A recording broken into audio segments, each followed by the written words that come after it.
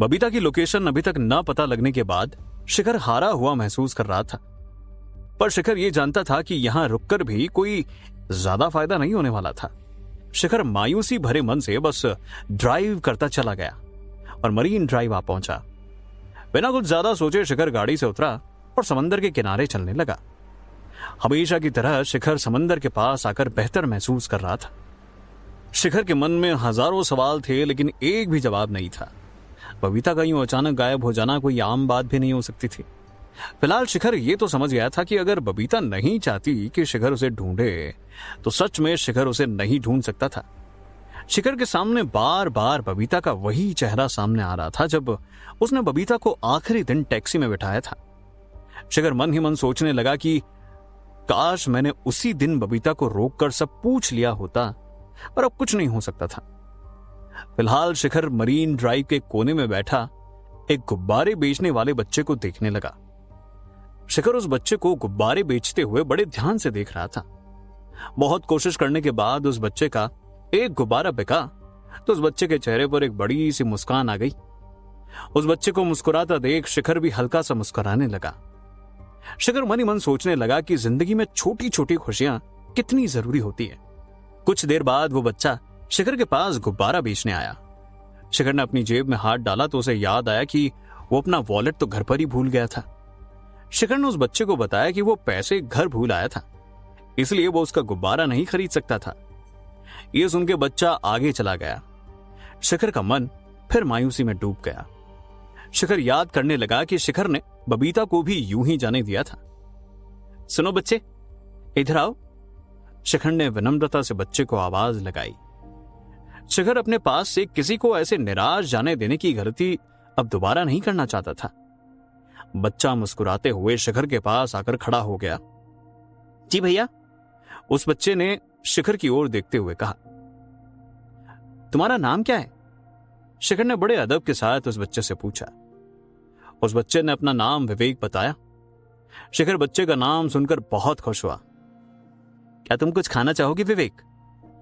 शिखर ने अपना हाथ बढ़ाते हुए कहा। बच्चा पहले तो थोड़ा सहम गया। लाजमी था कि उसके लिए किसी अनजान व्यक्ति पर भरोसा करना मुश्किल था, वो भी खासकर मुंबई जैसे शहर में।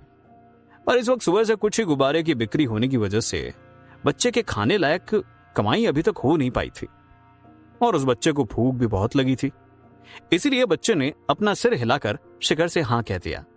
शिखर उसे पास के ही एक रेस्टोरेंट में ले गया। ऑर्डर आने के बाद बच्चा मानो खाने पर टूट पड़ा। शिखर उस बच्चे को खाते देख अपनी जिंदगी के कुछ पुराने पलों को याद कर रहा था। शिखर का ध्यान कुछ देर के लिए बबीता से हट गया था। बच्चे ने देखते ही देखते खाना खत्म कर दिया। शिखर ने रेस्टोरेंट के मैनेजर को अपनी कंपनी का कार्ड देकर बिल कंपनी भिजवाने के लिए कहा, जिसके बाद शिखर उस बच्चे के साथ दोबारा मरीन ड्राइव पर आ गया। थैंक यू भैया, मुझे खाना बहुत पसंद आया। यह कहकर उस बच्चे ने शिखर को अपना एक गुब्बारा दे दिया। शिखर ने मना करने की कोशिश की, पर बच्चा शिखर को गुब्बारा देने के लिए अड़ा रहा। मैं आपको यह गुब्बारा इसलिए नहीं दे रहा कि आपने मुझे खाना खिलाया, बल्कि इसलिए दे रहा हूं क्योंकि आप बहुत अच्छे हो। यह कहकर बच्चा शिखर की तरफ देखते हुए मुस्कुराने लगा। शिखर बच्चे की बात सुनकर हैरान था। शिखर ने सोचा भी नहीं था कि लगभग 10 या 12 साल के लड़के में इतनी तहजीब और समझदारी होगी। फिर शिखर ने उस लड़के से गुब्बारा लेने के बाद उस लड़के को अलविदा कहा। मैं जल्दी ही लौटूंगा और मिलूंगा तुमसे। फिर हम और ढेर सारी जगहों पर जाएंगे और बातें करेंगे। शिखर अब पहले से बेहतर महसूस कर रहा था। हालांकि कुछ ज्यादा बदला नहीं था। बबीता का भी कुछ अता पता नहीं था। धीरे धीरे शिखर के सामने सभी मुसीबतें लौटने लगी थी। शिखर ने ऐसे में घर जाना ही सही समझा। वहां वो अपनी अगली रणनीति आराम से सोच सकता था। शिखर ने गाड़ी को अपने घर की तरफ मोड़ लिया। शिखर का घर लगभग 10 मिनट की ड्राइव पर था, पर ट्रैफिक होने की वजह से शिखर को घर पहुंचने में लगभग आधा घंटा लगा। घर पहुंचकर उसने रवि को कॉल किया, पर काफी देर घंटी जाने के बावजूद रवि ने शिखर का फोन नहीं उठाया। ऐसा बहुत कम होता था कि रवि शिखर का फोन न उठाए। शिखर ने खुद को दिलासा देने के लिए सोच लिया कि शायद रवि कहीं बिजी हो सकता है। शिखर अपने लिविंग रूम के सोफे पर आकर बैठ गया। शिखर जानता था कि ऐसे बैठे रहने से कुछ भी नहीं होने वाला था। शिखर ने चंद्रेश को फोन मिलाया। चंद्रेश, एक बार फिर बबीता के फोन को ट्रेस करने की कोशिश करो, शिखर ने एक भारी आवाज के साथ कहा। शिखर को उम्मीद थी कि अगर उन्होंने लगातार कोशिश की तो उनके हाथ कुछ न कुछ तो लग ही जाएगा। चंद्रेश को यह काम सौंपकर शिखर ने फोन काट दिया। बैठे बैठे शिखर के मन में एकदम से ख्याल आया कि उसे बबीता के रूम में जाकर देखना चाहिए। वहां जरूर कुछ न कुछ सुराग होगा जिससे बबीता के गायब होने के कारण का पता लग सकता था। शिखर बिना कुछ ज्यादा सोचे सीधा बबीता के रूम में दाखिल हो गया। शिखर रूम में दाखिल होता है तो उसे रूम से जानी पहचानी सी महक आती है। यह खुशबू बबीता के परफ्यूम की थी, जिसकी महक अभी तक कमरे में बरकरार थी। शिखर बेड के बगल में मेज पर पड़ी एक उसकी तस्वीर उठाकर उसे बड़े ध्यान से देखने लगता है। एक लंबी आह भरने के बाद शिखर ने तस्वीर नीचे रखी और मेज पर पड़ी कुछ फाइल्स को टटोलने लग गया। फाइल्स में कुछ भी काम का न मिलने के बाद शिखर ने बबीता की अलमारी खोल दी। अलमारी में कुछ ही कपड़े थे और सब सामान फैला हुआ था, जिसे देखकर शिखर अनुमान लगा रहा था कि बबीता ने अपनी पैकिंग जल्दबाजी में की थी। कुछ कपड़े हटाने के बाद शिखर को जब कुछ नहीं मिलता तो अलमारी में लगे लॉकर को खोलने की कोशिश करता है। खुशकिस्मती से शिखर उसका लॉकर का पासवर्ड नंबर जानता था, क्योंकि उसके लॉकर का भी वही नंबर था। लॉकर में शिखर को बबीता का पासपोर्ट मिलता है, जिसे देखने के बाद शिखर को कहीं न कहीं संतुष्टि सी होती है कि बबीता देश के बाहर तो नहीं गई थी। शिखर के काफी देखने के बाद भी जब कुछ नहीं मिलता तो शिखर बबीता के बेड के गद्दों को हटाकर देखने लगा, लेकिन वहां भी बिल्स के अलावा कुछ नहीं था। तभी शिखर को चंद्रेश का फोन आता है। हाँ चंद्रेश, लोकेशन ट्रेस हुई? शिखर ने उत्सुकता से भरी आवाज में पूछा। नहीं सर, पर लास्ट लोकेशन आपके घर के 1 किलोमीटर दूर ही दिखा रहा है, एक दिन पहले। चंद्रेश ने निराशा भरी आवाज से जवाब दिया। ठीक है, ट्रेसिंग जारी रखो और जो भी अपडेट मिले मुझे मैसेज करके बताते रहो, शिखर ने कहा और फोन काट दिया। इसका मतलब था कि बबीता ने फोन के साथ लोकेशन ट्रेस ना होने देने के लिए जो भी किया था वो निकलने के कुछ ही देर बाद किया था। तो बबीता सोच समझ के निकली थी, शिखर ने मन ही मन सोचा। शिखर जैसे ही दूसरी अलमारी की तरफ बढ़ा तो उसका दोबारा फोन बजने लगा। जब उसने स्क्रीन पर नाम देखा तो उसने तुरंत फोन उठा लिया। बबीता, कहां हो तुम? क्या तुम ठीक हो? फोन उठाते ही शिखर ने बोलना शुरू कर दिया। अगले छोर से बबीता की बुझी हुई आवाज सुनाई दी। हाँ, मैं ठीक हूँ। मैंने तुम्हें बस ये बताने के लिए फोन किया है कि मैं आज रात तक घर पहुंच जाऊंगी। बबीता, आखिर तुम हो कहां? शिखर ने तेज आवाज में कहा। उसे समझ नहीं आ रहा था कि बबीता उसकी बात का जवाब ढंग से क्यों नहीं दे रही थी। मैं रास्ते में हूँ शिखर, घर आकर बात करते हैं। बबीता ने यह कहकर फोन रख दिया। बबीता की आवाज में शिखर को कुछ बदलाव महसूस हो रहा था। अब उसे बबीता के लौटने का इंतजार था। वो कमरे से निकला और हॉल में आकर बैठ गया। हॉल में सब सामान बिखरा पड़ा था। शिखर बबीता के लिए बहुत परेशान था, लेकिन अब जब उसने फोन पर बबीता की आवाज सुन ली थी तो शिखर ने कहीं न कहीं एक राहत भरी सांस ली थी। जब वो बाहर आकर बैठा तो अचानक उसे चंद्रेश का मैसेज आ गया। चंद्रेश अब बबीता की लोकेशन देख पा रहा था।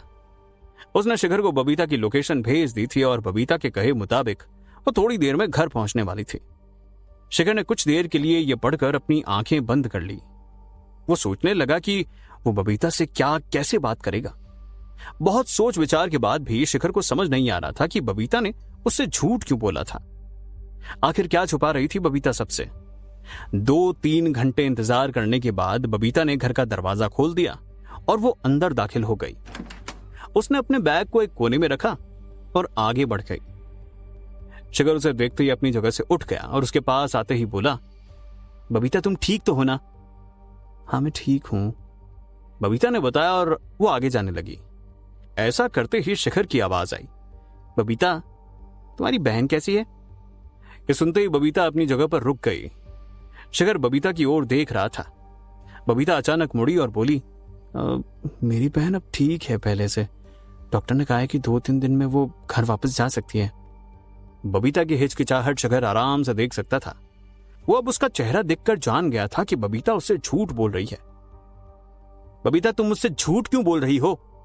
शिखर ने बिना समय गंवाए बबीता के पास आकर बोला। बबीता ये शब्द सुनते ही घबरा गई, लेकिन उसने अपने चेहरे पर ज्यादा देर तक ये भाव टिकने नहीं दिया। बबीता इन सब सवालों के लिए पहले से तैयारी करके आई थी। वो जानती थी कि घर लौटकर कुछ भी हो सकता था। तुम्हारे कहने का क्या मतलब है शिखर? बबीता पीछे मुड़ी और शिखर की आंखों में देखकर बोली, मैं जानता हूं कि तुम्हारी कोई बहन नहीं है बबीता। तुमने मुझसे झूठ क्यों कहा? क्या कोई बात है? तुम किसी खतरे में हो तो मुझे। शिखर ने अभी अपनी बात पूरी भी नहीं की थी कि बबीता ने बीच में बोलना शुरू कर दिया। शिखर, तुमसे किसने कहा कि मेरी बहन नहीं है? हाँ, वो मेरी असली बहन नहीं है, लेकिन शालिनी मेरे ताऊजी की बेटी है।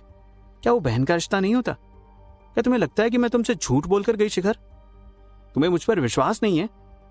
बबीता ने शिखर को बोलने का मौका ही नहीं दिया और वो आगे बोलती चली गई। शिखर, मैं सोच भी नहीं सकती थी कि तुम मुझ पर इस तरह का इल्जाम लगाओगे। बबीता, लेकिन मेरी बात तो सुनो। शिखर उसे समझाने की कोशिश करने लगा। बबीता ने रोना शुरू कर दिया। उसने जब शिखर को दूर होने के लिए कहा, सब कुछ इतना जल्दी हुआ था कि शिखर को कुछ समझ ही नहीं आया। शिखर ने उसे बिठाया और वो बोला, बबीता मेरी बात तो सुनो।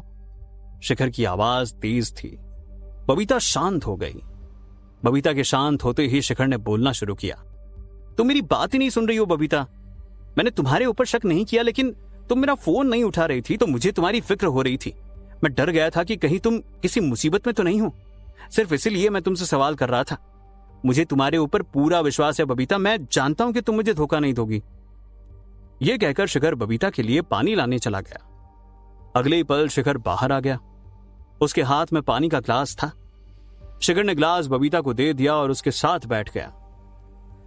फिर शिखर ने आराम से बबीता से कहा कि उसे अपने कमरे में जाकर आराम करना चाहिए।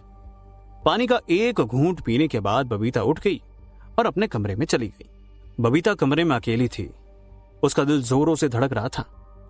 उसने शिखर से पहली बार झूठ बोला था। बबीता बहुत दुखी थी ये देखकर कि शिखर उस पर कितना भरोसा करता था और वो शिखर को धोखा देने वाली थी। बबीता ये सोचते हुए रोने लगी। उसने अपने हाथों से अपने सर को ढक लिया। एक तरफ बबीता के माँ बाप थे और दूसरी तरफ शिखर। क्या उसने सही किया था अपने माँ बाप को चुनकर? बबीता बेहद परेशान थी। विशाल और उसके प्लान के मुताबिक बबीता को कल शिखर की कंपनी के इंपॉर्टेंट डॉक्यूमेंट विशाल के पास लेकर जाने थे। बबीता शिखर को बर्बाद करने में विशाल की मदद कर रही थी। क्या होगा जब शिखर को पता चलेगा कि बबीता ही उसको धोखा दे रही है? क्या बबीता और विशाल का प्लान सफल हो जाएगा? जानने के लिए सुनते रहिए मिलियनेयर डिलीवरी बॉय